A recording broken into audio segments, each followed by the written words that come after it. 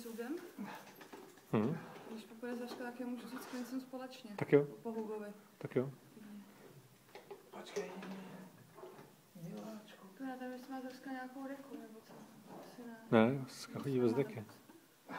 Nebo já dám Zesku a jak já vezmu někam Zrsku, ať můžu jít ven.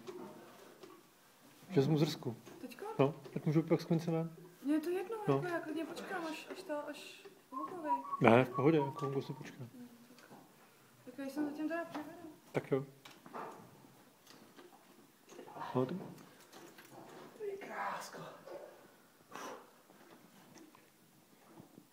Ivanovi zuby držej. Prosím. Ivanovi zuby držej. Jo. Šedrojinku.